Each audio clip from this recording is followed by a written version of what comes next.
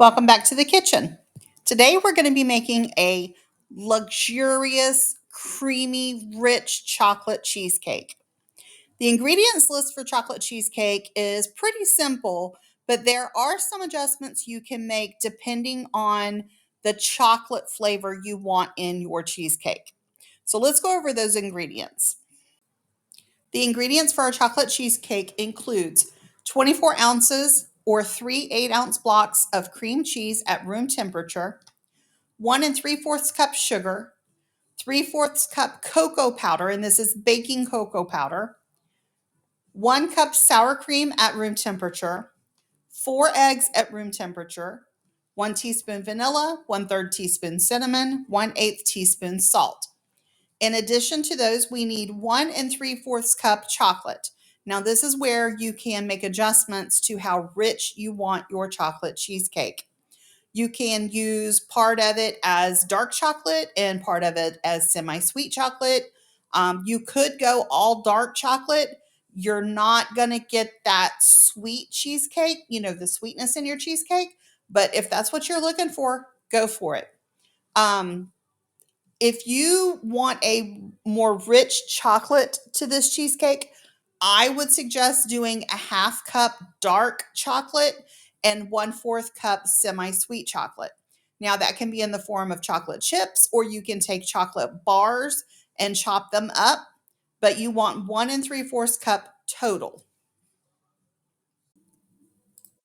The first step is to cream the cream cheese, sugar, and cocoa powder together.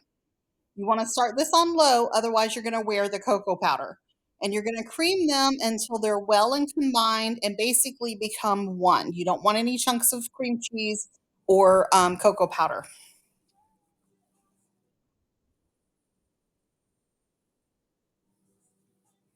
Once you get them creamed, you want to scrape down the sides of the bowl and then add our sour cream, the 4 eggs, and remember, all of our ingredients need to be at room temperature. And we're going to add our cocoa powder, salt, and vanilla. Now, before you mix this, take whatever your chocolate you're going to use and melt it in the microwave in 20 to 30-second intervals. You want to stop, go for 20 seconds, stop, stir it, go for 20 seconds, stop, stir it, and do this until it's completely melted. You just want to be careful that you're not burning the chocolate. Set that aside. Go ahead and mix our other ingredients in. We're going to let that chocolate cool down while we're mixing. Now, all of our ingredients are completely incorporated. We're scraping down the sides of the bowl. And now we're going to add our melted chocolate.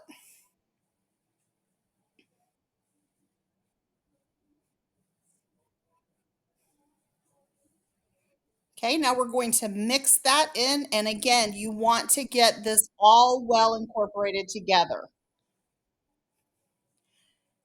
And that's it, guys. You're just making sure it's well and mixed together. And that is your chocolate cheesecake. Now, let's get the crust ready. We need 24 Oreos, leave the cream in the middle, and 5 tablespoons of butter. That's our crust. So we're going to crunch up our Oreos. Use whatever method works for you. You want these not just crunched down to a fine powder, but you don't want big, huge chunks of Oreos either. Now, once you get them crunched down, you're just going to work that 5 tablespoons into the Oreos.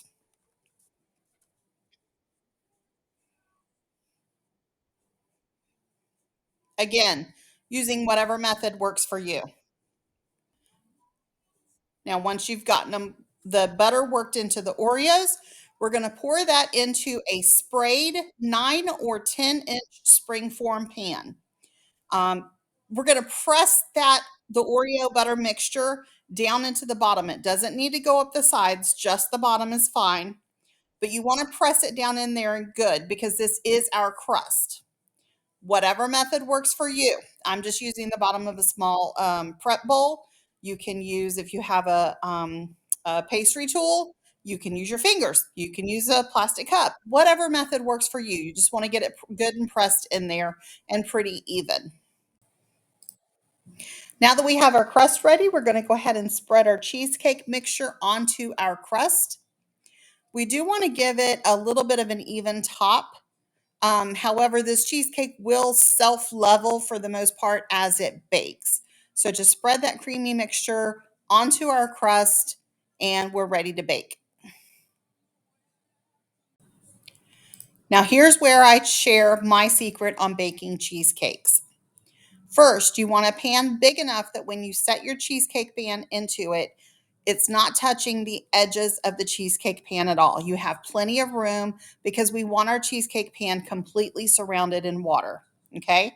Once you've got your pan, go ahead and fill it about halfway full. Now, your pan needs to be taller than your cheesecake pan. So you're going to fill it halfway full, put it in the oven, and set your oven to 325. Now, forget about the foil. What I want you to do is get a slow cooker or crock pot lining bag.